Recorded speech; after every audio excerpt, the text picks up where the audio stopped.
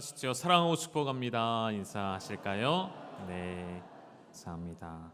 그럼 제가 잃어버린 게 있는 게 좀 찾아주시겠습니까? 어디 있는지 모르겠는데요. 봄을 잃어버렸어요. 어디 갔죠? 오다가 사라진 것 같아요. 갑자기 여름이 된 것 같습니다. 많이 더우시죠, 여러분? 아마 뒤에 에어컨을 틀어놓은 것 같은데 그래도 좀 더운 것 같습니다. 문득 찬양하면서 앉아서 찬양을 하다가 앞에 현수막을 좀 봤어요. 3월 시작하면서 많은 일정들, 또 현수막에 다 나와 있지 않은 수많은 교회 일정들이 있었는데 이 일정들이 많고 빡빡하고 언제 지나갈까, 어떻게 다 해낼까 생각을 했었는데 어느덧 또 4월 중순이 되어버렸습니다. 시간이 참 빠르게 흘러간다는 생각을 하고, 동시에 이렇게 하루하루의 시간이 흘러갈 때 그냥 살아서는 안 되겠구나라는 생각을 다시 한번 해봅니다. 계속 주시는 말씀처럼 그리스도인들에게 주시는 새로운 생활의 규범을 따라 거듭난 성도의 삶을 말씀을 따라 살아내시기를 주님의 이름으로 축복합니다. 오늘 말씀을 시작하면서 신명기 말씀을 좀 소개해드리고 싶어요. 화면은 없고요, 그냥 들으시면 되겠습니다. 신명기 10장에 가면 하나님께서 모세를 통해 이스라엘 백성에게 명령을 계속 주시죠. 그 가운데 모세가 이런 고백을 합니다. 너희의 행복을 위해 너희의 하나님 여호와께서 너희에게 명령하신다. 하나님의 모든 명령과 규례는 누구를 위한 것이라고요? 우리를 위한 것. 우리의 무엇을 위해서요? 우리의 행복을 위해. 하나님 당신의 백성들의 행복을 위해 하나님은 명령하시고 말씀하시고 규범을 주신 것이죠. 오늘도 계속되는 이 말씀들, 그리스도인의 새 생활, 규범, 법도라 할 수 있겠죠. 이 모든 말씀들은 결코 우리를 힘겹게 만드는 것이 아니라 결론적으로 우리의 무엇을 위해서요? 우리 영혼의 진정한 행복, 진정한 만족을 위하여서 주시는 말씀인 줄 믿으시고 오늘도 마음의 문을 여시고 말씀을 들으시기를 축복합니다. 여러분, 성숙한 사람에게는 아무런 문제가 없습니다. 그러나 누군가에게는 그 문제가 어려움이 될 수 있죠. 모든 음식이 하나님께서 주신 것이라 했을 때에 감사함으로 받으면, 감사함으로 먹으면, 믿고 먹으면, 속되지 않다라고 여기고 먹으면 아무런 문제가 되지 않죠. 우리에게 하나님은 그런 자유함을 주셨다고 저는 믿습니다. 그리스도의 십자가의 죽으심과 부활로 모든 율법이 완성되었고 더 이상 율법에 매이지 않는 존재로서 자유함을 갖고 살 수 있게 하나님 우리에게 은혜를 주셨죠. 그런데 그 은혜가 때로는 오늘 설교의 제목처럼 안이함이 아름답다라는 때가 필요하다는 것이죠. 오늘 어떤 내용인지 한번 살펴보실까요? 먼저 디모데전서의 말씀으로 좀 가보실까요? 디모데전서 후서는 바울이 거의 인생의 마지막에 기록한 서신서로 알려져 있죠. 아마도 바울이 많은 것들을 더 깨닫고 고백했던 그런 귀한 인생의 고백이자 하나님이 주신 말씀인 것 같은데요. 디모데전서 4장 4절에 이런 말씀이 있습니다. 하나님께서 지으신 모든 것이 선함에 감사함으로 받으면 버릴 것이 없나니. 그 누구보다도 율법적이었고 그 누구보다도 구별되어진 삶을 원했던 바울이 인생 가운데 깨닫게 된 것이죠. 하나님이 지으신 것은 다 어떻다고요? 선하더라. 우리 안에 있는 죄악이 더러운 것이지 하나님이 지으신 것은 모든 것이 선하여서 그것을 감사함으로 받으면, 혹은 기쁨으로 받으면, 혹은 믿음으로 받으면 어느 것 하나 버릴 것이 없다는 인생의 결론에 도착하게 된 것 같습니다. 디모데전서 4장 5절에 한 번 더 고백하죠. 그래서 교회는, 성도는 하나님의 말씀과 기도로 거룩하여지는 것이다. 먹는 것에 달려있지 않고, 무엇이 정하다, 부정하다, 그것을 구별하는 것에 있지 않고 어디에 있다고요? 열방교회의 거룩함은 어디에 있을까요? 하나님의 말씀과 기도 가운데 있다는 것이죠. 크고 작은 문제들, 갈등의 이슈가 되어지는 그 문제들 때문이 아니라 그 문제들로 어떻게 결정을 하느냐, 예스냐 노냐, 이렇게 하느냐 저렇게 하느냐에 따라 교회의 거룩성은 달라지지 않고요. 오직 하나님의 올바른 말씀이 선포되고 있는가, 그 선포된 말씀을 붙들고 우리는 하나님과 교제하며 기도하며 대화하고 있는가? 거기에 열방교회 거룩성은 달려 있다는 것이죠. 여러분, 우리 교회는 어떠한 교회일까요? 대답 안 하셔도 됩니다. 네. 저는 우리 모두가 이런 믿음에 이르기를 소망합니다. 감사함으로 받아 버릴 것이 없게 되어지는 성숙한 믿음에 이르기를 축복합니다. 여러분, 생명이 있는 공동체의 특징은 무엇일까요? 자라가는 것이죠. 성장해 갑니다. 어린아이의 신앙에서 출발하지만 점차 성장하여 성숙하는 그 장성한 분량에 이르게 되는 것, 그것이 생명을 가진 교회 공동체의 특징이라 말씀드리고 싶고, 뒤에 조금 더 다시 이야기하겠습니다.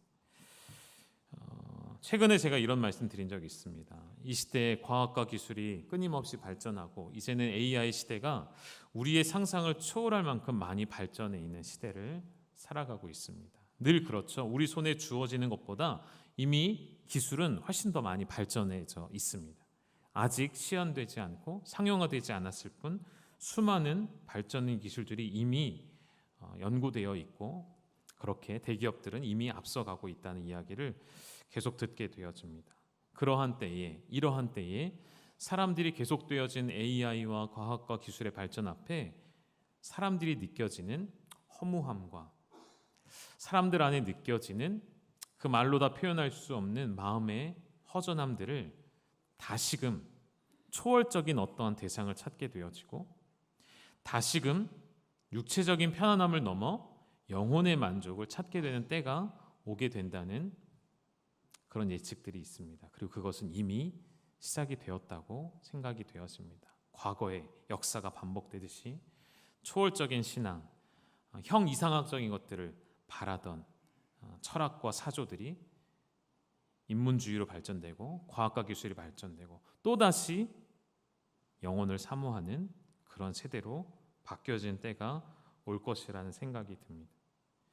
오늘날 많은 사람들이 세속적으로 살아가지만 그들의 마음속에는 여전히 영적인 것을 갈망하는 마음이 있다고도 최근에 또 말씀을 드렸습니다. 대표적인 예가 온라인 쇼핑몰에서 쉽게 구입할 수 있는 수많은 부적들, 누가 썼느냐에 따라서 가격이 천차만별 달라지고 그 부적의 판매량을 보면 어마어마한 숫자가 팔려져 있는 것을 보게 되죠. 혹시 옆에 있는 분들의 지갑 속에 지금 부적이 없을 거예요. 우리는 없을 거예요. 없으리라 믿습니다. 여러분, 부동산이나 이사짐 센터에서 주는 흔히 보게 되는 달력에는 우리 교회에서 드리는 달력과는 좀 다른 점들이 있죠. 특별한 날들이 표기되어 있는데 무슨 날이죠? 잘 알고 계시는군요. 손 없는 날. 여러분, 이사할 때 좀 손 없는 날 이사해야 뭔가 좀 좋고 마음이 좀 편안하시고 그렇습니까? 손 없는 날이 이사할 때 더 비싼가요? 싼가요? 비싸죠. 더 비싸죠. 사람들이 그날 이사하려고 하기 때문에 더 비싸요. 여러분, 손 없는 날이 무슨 뜻이죠? 정확하게 말하면 손이라는 것은 이 손을 말하는 게 아니라 귀신을 의미하는 거예요. 귀신이 없는 날이라는 뜻이에요. 귀신이 우리 집에서 잠시 자리를 비운 날이라는 뜻이에요. 그래서 그때 빨리 이사를 한다는 뜻이에요. 실제로 제주도에 사시는 분들에게 이제 들은 이야기는, 제가 제주도에 잠깐 머무른 적이 있었거든요. 제주도에는 귀신들의 총회가 있다고 생각을 한답니다. 토속 신앙 중에 하나예요. 한라산 백록담에 귀신들이 총회로 모이는 날이 있대요. 그날이 이사하기 가장 좋은 날. 그때 이사하기 위해서 제주도 사람들은 기다리고 또 기다린대요. 여러분, 웃어 넘길 수도 있는 이야기지만 은연중에 우리는 이런 일들을 의식하고 생각하며 살아가고 있는 것 같습니다. 여러분, 미신이라는 것은 그 미자가 아름다울 미자가 아니잖아요. 그렇죠? 무슨 미자죠? 미혹할 미자입니다. 우리의 마음과 생각, 우리 영혼을 미혹하게 해서 결국에는 하나님의 영역 밖으로 우리를 끌어내어서 영원한 저주로 향하게 만드는 미신들, 그것들이 우리 사회에 얼마나 많은지 모르겠습니다. 은연중에 이러한 미신들을 의식하고 생각하는 것은 곧 악한 영에게 계속해서 먹이를 주고 힘을 실어주는 것과 같다라고 말씀드리고 싶어요. 여러분이 생각하는 수많은 징크스 혹은 수많은 의식 속에 스스로를 속박하고 자유롭지 못한, 심지어 그리스도인들 가운데에도 이런 문제가 나타나죠. 그럼 잘못된 신앙관을 하나 예를 들어 설명해 본다면, 아침에 일어나서 집안일을 하다가 출근 전에 컵을 하나 깨트린 거예요. 쨍그랑하고 깨져버렸어요. 여러분 무슨 생각이 드십니까? 혹시 이거 오늘 무슨 일이 있을 것 같은데 이런 생각 하시면 안 계십니까? 액땜했다 이렇게 표현하시는 분 안 계시겠죠. 혹은 귀신이 역사하나 보다 이렇게 생각하시는 분은 안 계시겠죠. 그렇게 생각하시면 안 된다는 것입니다. 왜냐하면 그 생각 자체가 원수에게 계속해서 먹이를 주는 것과 같기 때문이에요. 왜 이런 현상들이 문제가 되냐면 여러분의 삶에 하나님의 영역을 점점 더 축소시키게 되는 결과를 가져오기 때문입니다.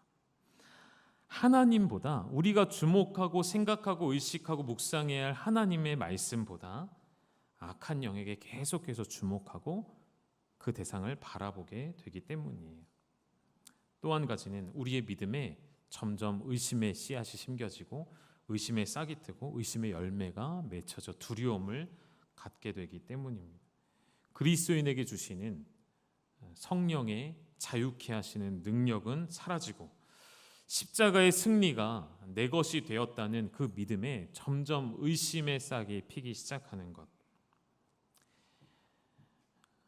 우리의 삶에 우리가 쉽게 생각하는 일들이 이러한 결과까지도 가져올 수 있다는 것을 기억하셔서 모든 허탄한 말들과 미혹하게 하는 모든 거짓된 것들은 여러분의 삶에서 끊어내시기를 주님의 이름으로 축복합니다. 오늘 로마서 14장 14절에서는 지금 말씀드린 건 조금 다른 뉘앙스이지만 전체적인 틀 안에서는 같은 맥락이라 말씀드리고 싶어요. 14절의 말씀 같이 한번 읽어주시죠. 시작. 내가 주 예수 안에서 알고 확신하노니 무엇이든지 스스로 속된 것이 없으되 다만 속되게 여기는 그 사람에게는 속되니라. 아멘. 여러분 하나님이 만드신 것 그 자체로서 스스로 속된 것은 없어요. 없습니다. 우리 앞에 일어나는 현상들에 우리가 의미를 부여해서 이것을 속되다, 부정하다, 두렵다라고 말할 필요도 없다는 것이죠.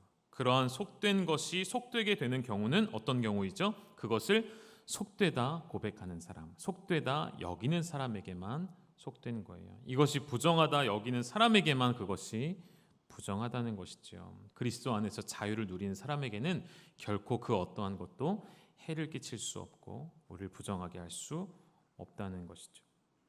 여전히 우리가 구약의 율법이 묶여서 이것은 먹으면 되고 이것은 먹으면 부정하게 돼라고 생각하는 것으로부터 하나님은 우리를 이미 자유케 하신 줄 믿습니다. 하나님은 그런 우리에게 자유를 주셨어요. 여러분 이 예배 가운데도 저는 자유가 필요하다고 생각합니다. 우리 성령님은 자유케 하시는 진리이시죠. 우리 안에 예배의 형식과 절차가 있습니다. 그러나 그 형식과 절차가 강조되는 것이 아니라 그 형식과 절차 안에 깊은 하나님의 자유케 하시는 영, 진리의 영이 우리 안에 계심을 느끼며 경험하며 예배하셔야 한다는 것이죠. 화면을 하나, 도표를 하나 좀 보여드릴게요. 주기적으로 발표하는 세계 자유지수라는 게 있습니다.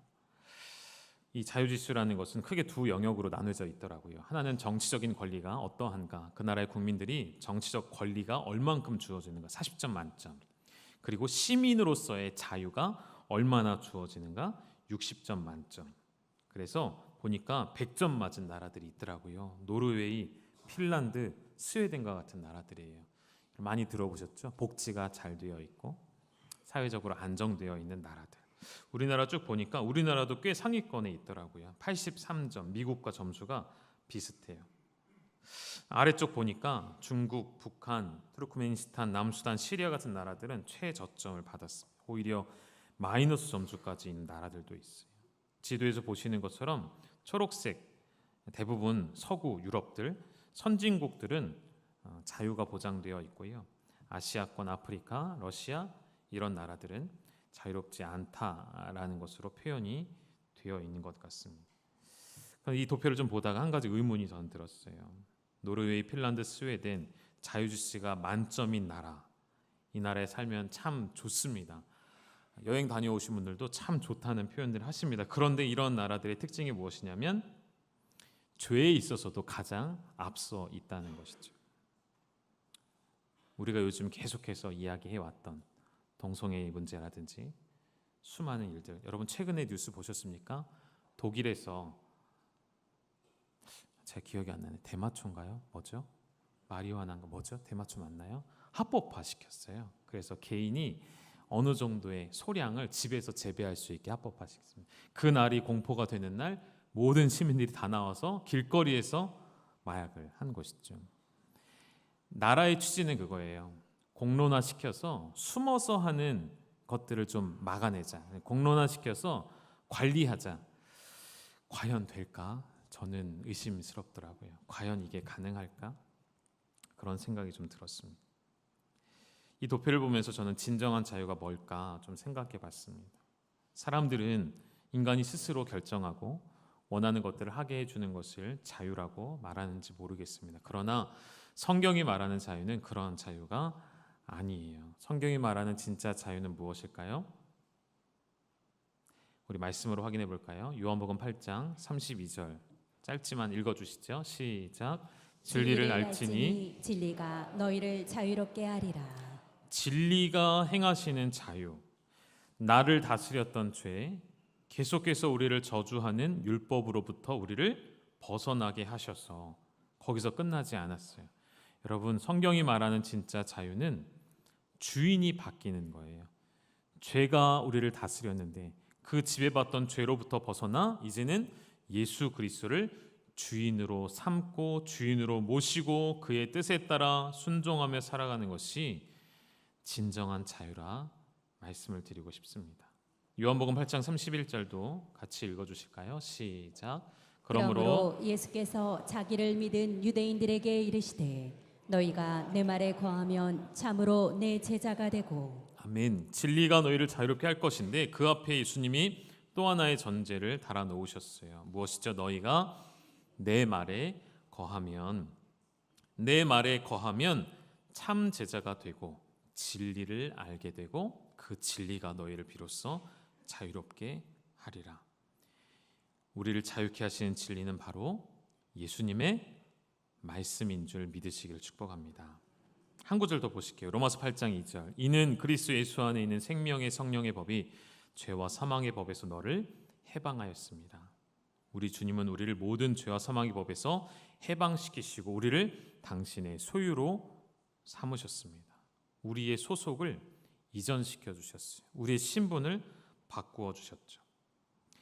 어제 이 본당에서 DTS 5주차가 진행이 됐거든요. 여러분 벌써 DTS가 5주차까지 진행이 되었습니다. 어제 주제 강의는 하나님의 음성을 듣는 삶이었어요. 강사분의 메시지가 제 마음에도 너무 이렇게 들어와 하나하나 막 박히는 것처럼 느껴지는 말씀이었어요.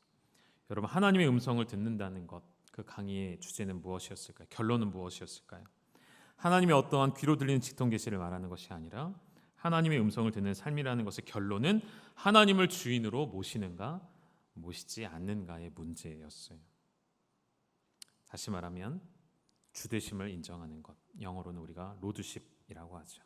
하나님의 주인 되심, 하나님의 주되심. 내 안에 내 마음 가운데 나의 생각으로 가득 차 있거나 혹은 원수의 생각으로 가득 차 있거나 원수가 심어주는 생각 가득 차 있는 것이 아니라 나의 주인 되신 하나님의 뜻과 생각이 가득 차 있는 상태, 그것이 하나님의 음성을 듣는 사람의 삶의 모습이라는 것이죠.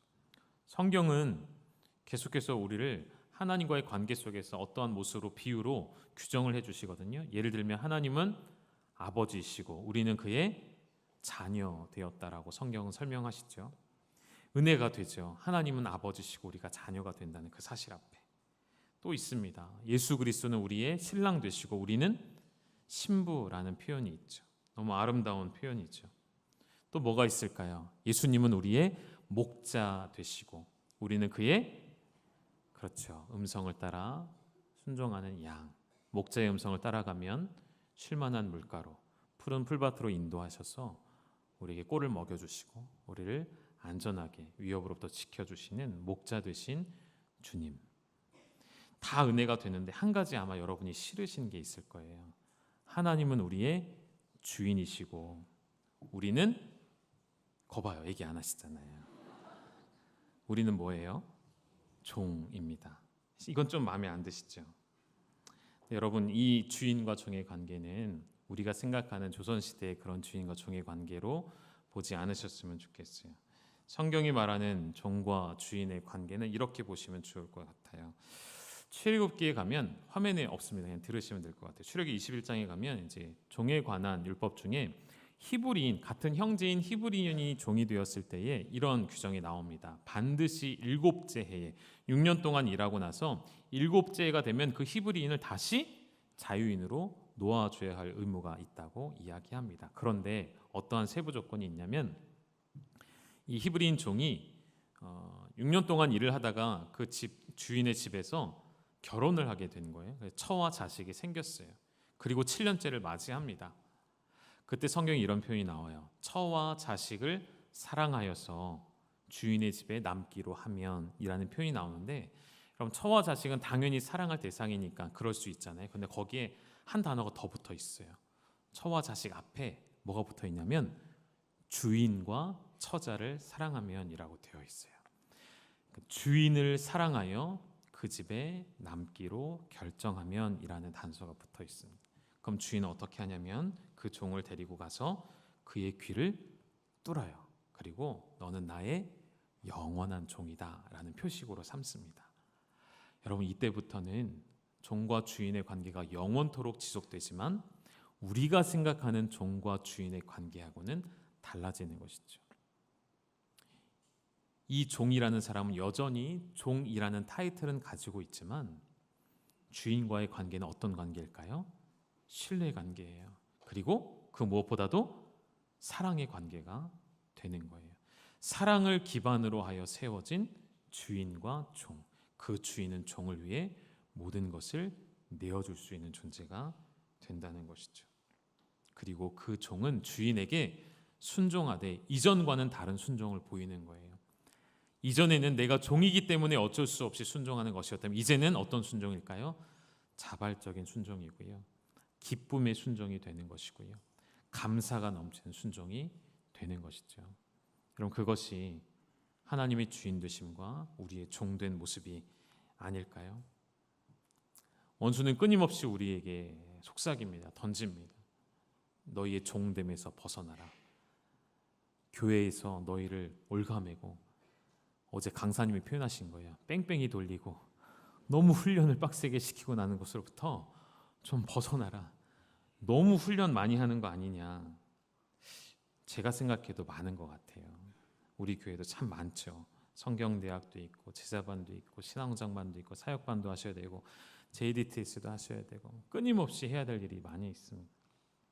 봉사는 해도 끝이 없는 것 같고 올해쯤 하고 쉬려고 했더니 목사님이 또 안 된다고 계속 해야 되는, 목자는 영원히 하는 거라고 이렇게 얘기를 하질 않나. 그렇게 계속 이야기할 때 원수는 우리에게 심어주죠. 너 거기에 종된 거야. 벗어나야 돼. 그것은 거짓된 메시지라는 것이죠. 거짓된 자유를 갈망하게 만드는 것이죠. 여러분, 진짜 자유를 누리는 사람의 특징은 갈라디아서 5장 13절 보여주실까요? 자유를 얻었지만 그 자유를 절제할 수 있고 제한하는 것입니다. 우리 말씀 같이 읽어볼까요? 시작. 형제들아 너희가 자유를 위하여 부르심을 입었으나 그러나 그 자유로 육체의 기회를 삼지 말고 오직 사랑으로 서로 종노릇하라. 아멘. 여러분, 옆에 있는 지체에게 이렇게 표현합니다. 바울이 서로에게 어떻게 하라고요? 종노릇하라. 옆에 있는 사람을 누구처럼 여기라는 거예요? 주인처럼 여기라는 것이죠. 이게 가능할까요? 가능해야 한다는 것입니다. 그리스도인의 새 생활은 이렇게 달라져야 한다는 것입니다. 형제를 위해 억지가 아닌 사랑으로 기쁨으로 서로에게 종노릇하는 것. 오늘 이 로마서 14장 본문에 우리는 이미 자유한 존재이지만 그러나 형제를 위해서라면, 그 형제를 사랑하는 마음 가운데서라면 우리의 자유를 제한할 수도 있어야 함을 가르쳐 줍니다. 그것이 저는 그리스도인의 성숙한 모습이라 생각이 되었습니다. 구체적인 것 보실까요? 15절의 말씀입니다. 한번 읽어주시죠. 시작. 만일 음식으로 말미암아 내 형제가 근심하게 되면 이는 내가 사랑으로 행하지 아니함이라. 그리스도께서 대신하여 죽으신 형제를 내 음식으로 망하게 하지 말라. 형제가 나로 인하여 나의 어떤 일로 인하여 내가 어떤 음식이든 자유롭게 먹는 것을 통하여 이 형제가 근심하게 되면 그것은 사랑으로 행하는 게 아니래요. 참 무겁게 들려오는 말씀이죠. 무섭게 들려오는 말씀이죠. 심지어 그리스도께서 그 형제를 위하여 대신 죽으신 일을 헛되게 하지 말라는 뜻이에요. 그럼 아주 단순하고 유치한 실제 이야기지만 제 이야기를 조금 해드리면 얼마 전에 있었던 일입니다. 제가 주일날 점심시간이 되면 이제 때로는 줄을 서서 먹기도 하고요. 때로는요 몇몇 교구에서는 이렇게 식사를 미리 차려놓으시는 경우가 있습니다. 그럼 차려놔 두신 경우에 제가 거기 가서 앉아서 먹는데 가끔은 저를 너무 사랑해 주셔서 반찬을 막 이렇게 나오지 않는 반찬을 더 막 갖다 주시는 경우가 있어요. 어떻게 해야 될까요? 제가 여러 가지 생각이 사실은 들었었어요. 첫째는 너무 감사했습니다. 이렇게 사랑해 주시는 마음이 느껴지고 격려해 주시는 마음이 느껴지니까 너무 감사했어요. 근데 혼자 먹기에는 좀 양도 많고 좀 부담도 되고 그래서 항상 그러면 옆에 이제 보이시는 분들을 끌어다 앉혀서 같이 먹기도 했습니다. 그러면서도 마음 한켠에는 이제 또 불편함이 계속 있기도 했었어요. 이렇게 차려진 음식을 먹는 게 성도님들은 이렇게 한 접시 이렇게 간소하게 드시는데 물론 매주 그러진 않았습니다. 아주 가끔 그랬습니다. 그런데 최근에 이제 교회 리더십 중에 한 분이 정말 정중하게 저랑 이런저런 대화를 좀 나누다가 이런 이야기를 하셨어요. 그래서 내 마음에만 있는 생각이 아니었구나라는 생각이 드는 순간 이제 이 말씀을 언젠가 나눌 것을 생각하면서 로마서 14장의 말씀을 나눌 것을 생각하면서 생각을 했어요. 여기서 빨리 바꿔야겠다. 로마서 14장 21절의 말씀처럼 이 말씀이 딱 이 상황에 들어맞았고 제 마음께 주시는 성령님의 마음이셨어요. 같이 한번 여러분 읽어주실까요? 시작.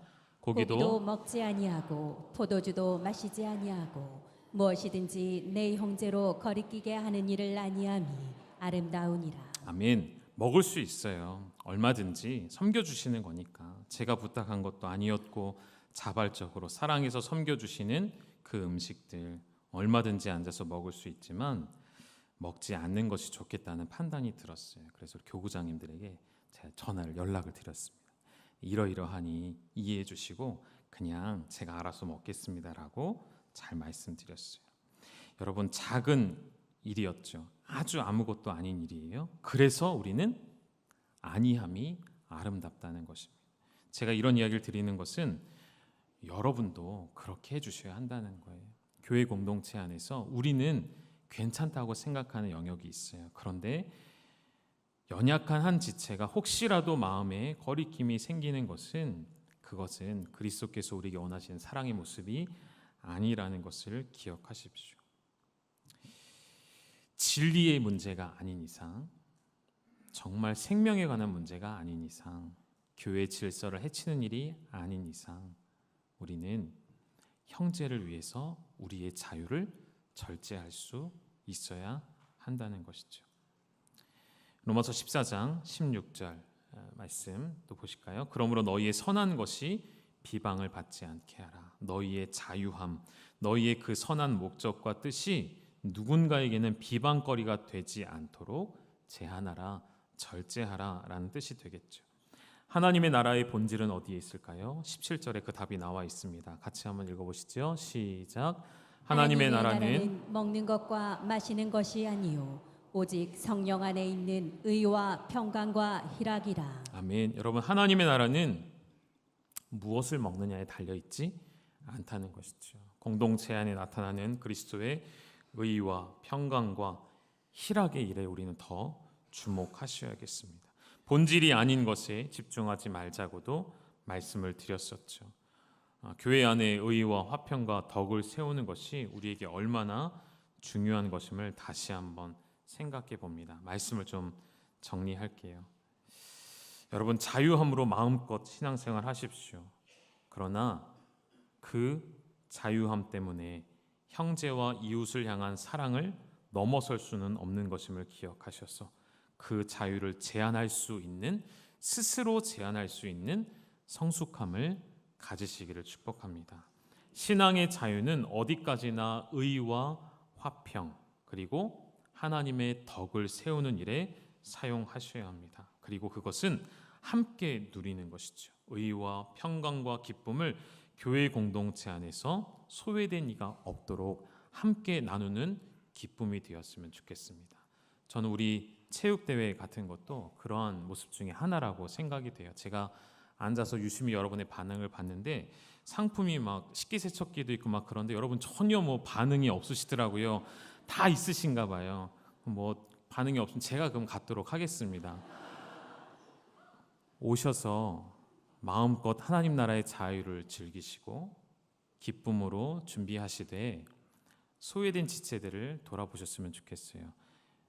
체육대회 주제가 한 단어로 만들어졌어요. 보셨습니까? 뭐였죠? 공감이었어요. 공감. 소외된 이웃의 마음을 공감해 주는 것. 이번에 체육대회는 목장 단위로 다 오셔야 합니다. 점심 식사가 없는 걸로 알고 있어요. 점심 시간이 없는 게 아니라 점심 식사가 준비가 안 된다고 제가 들었어요. 목장 단위로 반찬 하나씩 준비해 오셔서 목장에 둘러앉아 드시도록 그렇게 했어요. 점심 식사에 들어갈 돈은 다 경품으로 돌리신 걸로 제가 알고 있어요. 선물을 드린다고 제가 알고 있습니다. 여러분, 요 시기에, 요 기회에 목장에 잘 들어오지 못하던 지체들 모시고 오시죠. 그들의 어려운 마음을 공감해 주시고 그들의 아픔을 공감해 주시고 함께 교회 안에서 평강과 기쁨을, 화평과 덕을 이루어가는 우리 귀한 성숙한 열방교회 될 수 있기를 주님의 이름으로 축원합니다. 함께 기도하시겠습니다. 하나님 아버지, 살아있는 교회, 생명이 있는 교회는 자라감을 알게 하셨습니다. 우리 교회는 자라가고 있는지 돌아봅니다. 하나님, 우리 안에는 그리스도의 말씀이 기준이 되어서 우리에게 자유를 주셨지만 그 자유를 형제와 자매를 위하여 제한할 수 있는 성숙함도 필요함을 알게 되었습니다. 내가 원하는 것, 내가 할 수 있는 모든 것들, 모든 것이 가하나 유익하지 않다는 것을 기억하며 그리스도의 공동체를 먼저 기억하며 의와 평강과 희락을 기뻐하며 화평과 덕을 세우는 일에 우리에게 주신 자유를 사용하여 모든 공동체가 함께 기쁨을 누리는 우리 열방교회가 되게 하여 주시옵소서. 예수님의 이름으로 기도 올리옵나이다. 아멘. 우리 내 마음과 정성을 다하여서 우리 함께 찬양 드리겠습니다. 내 마음과 정성을 다하여서 주 너의 하나님을 사랑하라. 내 몸을 아끼고 사랑하듯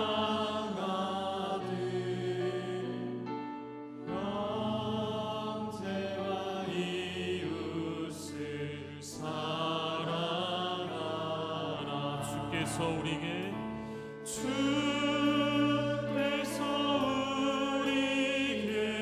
명하시니 그 명령 따라서 살아가리. 우리 자리에서 일어나셔서 함께 고백하실까요? 널 미워해치네, 널 미워해치는 원수라도 언제나 너 그렇게 사랑하라. 널 핍박하는 자 위에서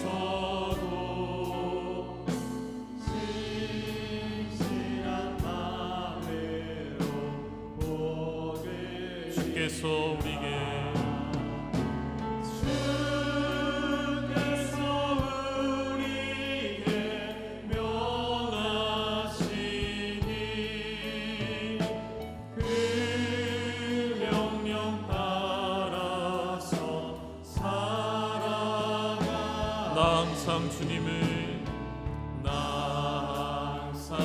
주님을 멀리하고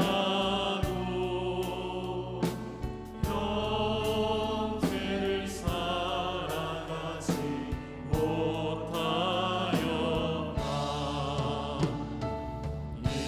이러한 죄인을 사랑하사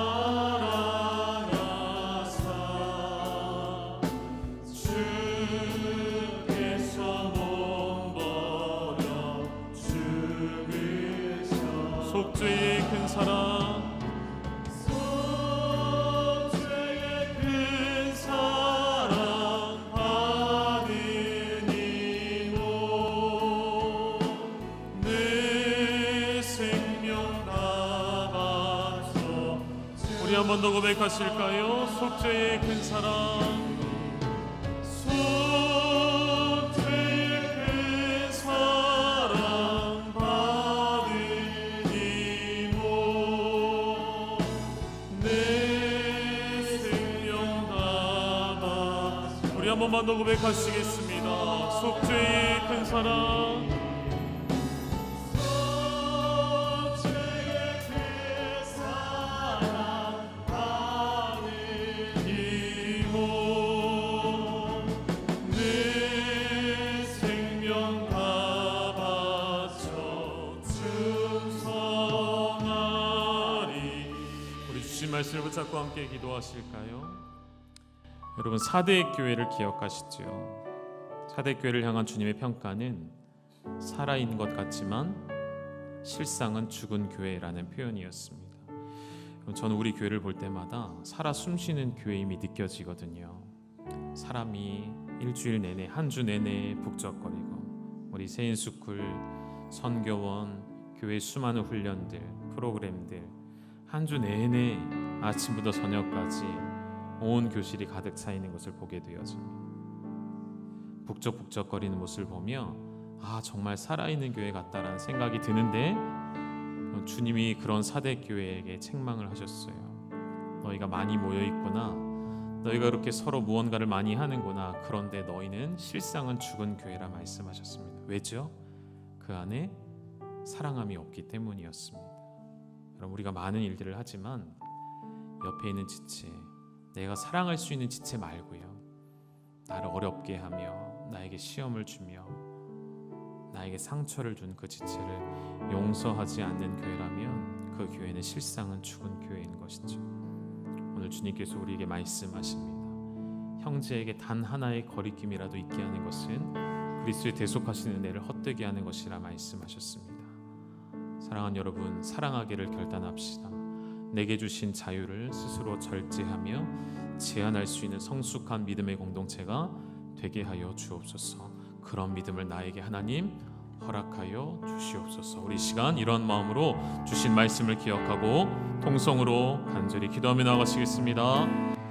하나님 아버지, 감사합니다. 우리에게 살아있는 교회, 생명력 있는 교회를 주시었습니다. 생명이 있는 교회는 살아간다 말씀하시었습니다. 하나님, 우리에게 살아있으나 실상은 죽은 교회가 되지 아니하도록 사랑하며 섬기는 교회가 되게 하여 주옵소서. 내 옆에 있는 지체를 위하여서 내 안에 있는 자유의 권리를 절제할 수 있으며 제한할 수 있는 성숙함이 우리 안에 있게 하여 주시옵소서.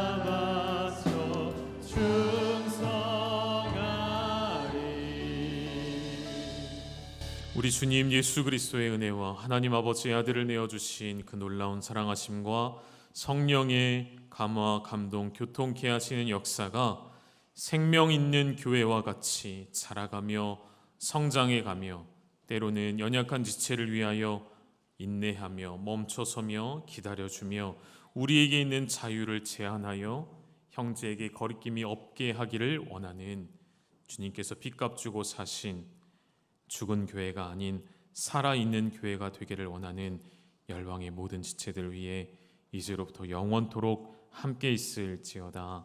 아멘.